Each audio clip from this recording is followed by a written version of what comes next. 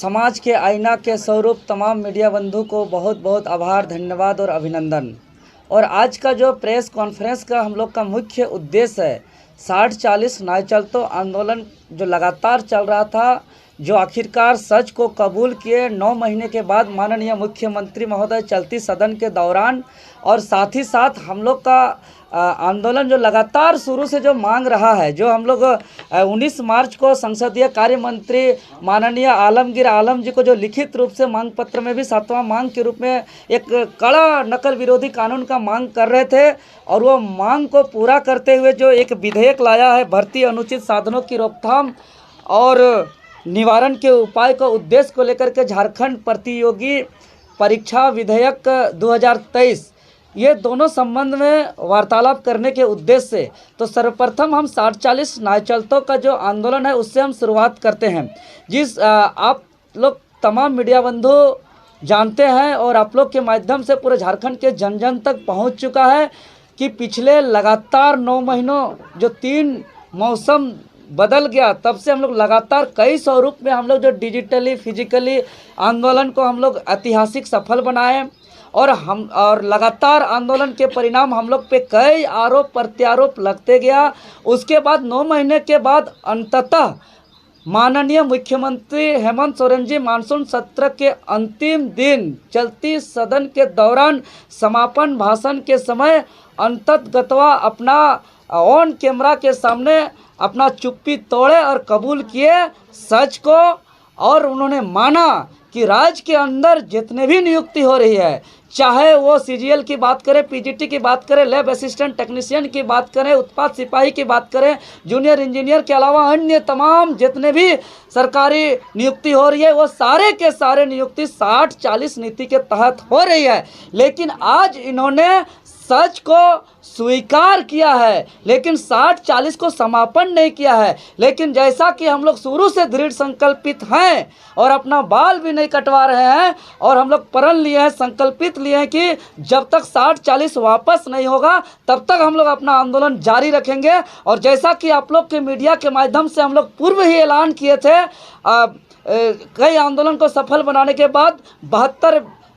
विधायकों का समर्थन प्राप्त दस्तावेज को माननीय स्पीकर महोदय को सौंपते हुए कि इस मानसून सत्र में हम लोग किसी भी प्रकार का कोई बाधा उत्पन्न नहीं करेंगे। इस मानसून सत्र पे हम लोग जो है कि धैर्यता और अनुशासन का पालन देंगे, क्योंकि 72 विधायक समेत 42 का सत्ता पक्ष का विधायक लिख के दे ही दिया है, तो कानून तो बनना तय है। लेकिन दुर्भाग्य हम लोग फिर निराश हुए, और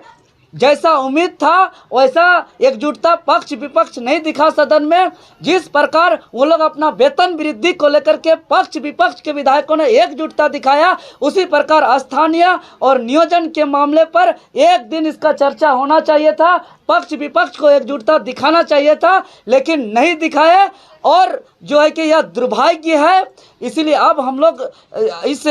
मुख्यमंत्री महोदय को हम लोग आज प्रेस वार्ता के माध्यम से कहना चाहेंगे कि अभी तो आपने सच कहने में आपको मजबूर किए हैं और सच को कबूल किए हैं कि 60-40 के तहत ही नियुक्ति हो रहा है, लेकिन इसको अब समापन नहीं किए हैं, स्वीकार किए हैं। आज हम आपके चैनल के माध्यम से तमाम जनता को विश्वास दिलाना चाहेंगे कि इसको समापन होने तक हम लोग अपना संघर्ष जारी रखेंगे। और हम लोग का इस आंदोलन के दरमियान में जो लाखों छात्रों पर, हजारों सैकड़ों छात्रों पर जो फर्जी मुकदमा किया गया, हजारों लाठी तोड़ा गया, माओ बहनों का खून बहाया गया, और इतना ही नहीं, अब देखते हैं कि यहाँ के सत्ता पक्ष के नाला के विधायक माननीय जो है कि रविंद्रनाथ महतो जी के द्वारा छात्रों के डिग्री पर भी सवाल खड़ा किया गया। इतना ही नहीं, हद तो तब हो गया था जब सत्ता पक्ष के केंद्रीय प्रवक्ता महोदय यहाँ के छात्रों को विपक्ष वित्तपोषी का संज्ञान दिया गया। इतना ही नहीं, उन्होंने दलाल तक का संज्ञा दिया गया। और इतना लाठी खाने के बाद तो क्या मुख्यमंत्री महोदय अब तमाम एफआईआर को वापस करेंगे? क्या मुख्यमंत्री महोदय ये तमाम जो अत्याचार किए, हम लोग पे शोषण किए, जुर्म किए, माफ़ी मांगेंगे कि नहीं मांगेंगे, ये सवाल है। और जो हम लोग ने लगातार आंदोलन के दरमियान में हम लोग ने कहा था कि हम लोग दिल्ली तक जाएंगे, हम लोग जो है कि एडमिट कार्ड फाड़ो अभियान का जो हम लोग कार्यक्रम रखेंगे, उसको देखते हुए जो है कि एक ऐसा नियम लाए हैं, एक ऐसा कानून लाए हैं। खैर यह नकल विरोधी कानून हम लोग का मांग रहा है और यह नकल विरोधी कानून शुरू से हम लोग माननीय मंत्री आलमगीर आलम साहब को लिखित रूप से भी 7वां मांग हम लोग रखे हैं। लेकिन जो है कि यह विधेयक को हम लोग स्वागत करते हैं और आभार व्यक्त करते हैं सरकार को कि एक पहल किया है। लेकिन इस विधेयक के तहत हम बताना चाहेंगे आप लोग के चैनल के माध्यम से कि बड़ी चालाकी से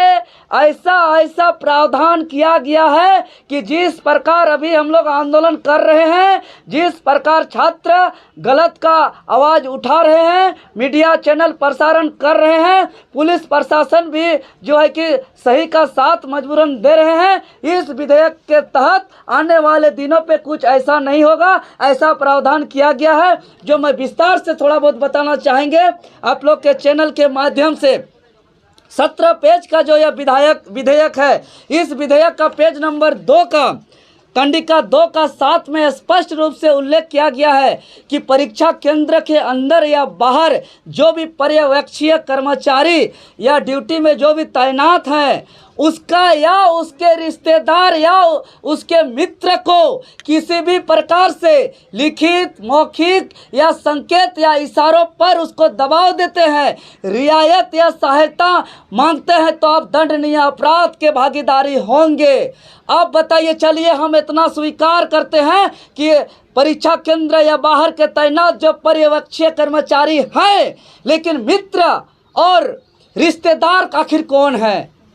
आखिर क्या काम होगा उनका वहाँ? यही ना जो हम लोग इससे पूर्व देख चुके हैं जूनियर इंजीनियर की परीक्षा में या जेपीएससी में सामने से जो आंदोलन का उजागर भी किए हैं कि वहाँ बहुत ऐसे लोग होते हैं, असामाजिक लोग, जो question setting, getting question leak जो है कि तरह तरह का धांधली का काम करते हैं। वो लोग कहीं ना कहीं उन लोग को बचाने के लिए मित्र और रिश्तेदार का बचाव का या इसमें प्रावधान किया गया है। तो इसमें हम दावे के साथ कह सकते हैं कि इसको संशोधन नहीं किया जाएगा तो आने वाले दिनों पे जो गड़बड़ी कर रहे हैं उसको जो है कि कानून के तहत संरक्षण मिलेगा। अगर इसी विधेयक का पेज नंबर 6 का कंडिका 11 का 2 का हम बात करेंगे तो स्पष्ट रूप से लिखा हुआ है कि परीक्षा और परीक्षाओं से संबंधित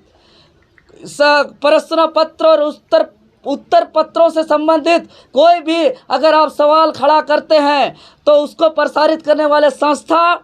प्रबंधन संस्था या कोई भी मीडिया संस्था उसको आवाज़ उठाते हैं तो वो दंडनीय के भागीदारी होंगे, स्वयं दंडनीय के भागीदारी होंगे। अब बताइए, हम परीक्षा लिखेंगे, मान लिया हम इतिहास के छात्र हैं और हम वहाँ देख रहे हैं कि मेरा 6 क्वेश्चन अंदर में गलत था, उसको बाहर आके हम बोल नहीं सकते हैं। अगर हम बोल सकते हैं, अगर सिद्ध करने वाला आयोग, सिद्ध करने वाला सत्ता में बैठे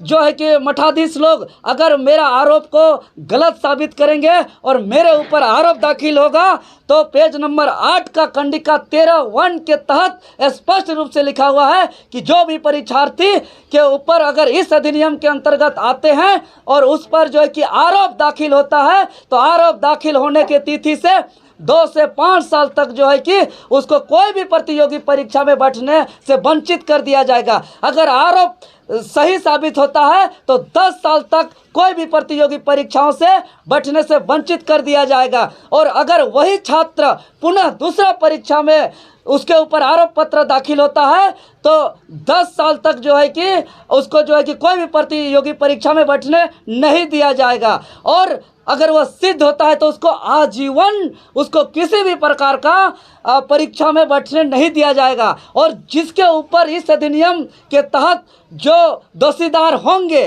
उस पर एफआईआर करने के लिए, प्राथमिकी दर्ज करने के लिए किसी भी प्रकार का कोई भी जो है कि जांच की आवश्यकता नहीं होगी। या इस अधिनियम पे साफ साफ लिखा हुआ है 23 का 1 का क और ख में, जिसका पेज नंबर 12 में उल्लेख है। और किसी को भी गिरफ्तार करने के लिए कोई भी वरीय अधिकारी का, कोई भी अन्वेषक अधिकारी का अनुमोदन की जरूरत नहीं है। अगर हम ये तमाम बिंदुओं पर अगर संशोधन नहीं कराते हैं तो आने वाले दिनों पे यह विधेयक जो दलील दिया जा रहा है कि यह भर्ती में अनुचित साधनों का रोकथाम और निवारण के उद्देश्य से लाया गया है, यह कहीं ना कहीं आने वाले दिनों पे युवा विरोधी विधेयक साबित होगा, छात्र विरोधी साबित होगा और लोकतंत्र विरोधी भी साबित होगा। क्योंकि लोकतंत्र अगर खड़ा हुआ है तो 4 स्तंभ पे खड़ा हुआ है, जिसका एक महत्वपूर्ण स्तंभ जो है कि मीडिया है, और उस मीडिया के भी प्रसारित करने वाले अधिकार को भी इसमें हनन किया जा रहा है। उसको 10 करोड़ तक का जुर्माना का प्रावधान किया गया है। यह बहुत गंभीर मामला है। इस तमाम चीज़ों को लेकर के हम लोग जो है कि आगे आंदोलन को बुलंद करने के लिए 8 अगस्त यानी झारखंड आंदोलन बल दा के पुण्य तिथि के अवसर पर अपने तमाम आवाज़ों को बुलंद करते हुए संपूर्ण झारखंड प्रदेश में जो है कि हम लोग अपना प्रतिक्रिया एक्टिविटी करने का काम करेंगे, जिसमें 5 परगना क्षेत्र जो निर्मल दा का जन्म स्थान है, वहाँ सिल्ली में हम लोग बहुत बड़ा भव्य माल्यार्पण का कार्यक्रम के तहत इस तमाम बातों का आवाज़ बुलंद करेंगे। और एक बनता चौक है, वहाँ पे 11 बजे पूरे जड़ियात से आने वाले, पूरे जो है कि बारिंदा तरफ से आने वाले, राह तरफ से आने वाले सभी को एकजुट होंगे और वहाँ से सिल्ली की ओर पूरा जाएंगे। और 60-40 नाय चलतो अभी जो है स्वीकार किए, इसको समापन करना होगा मुख्यमंत्री महोदय।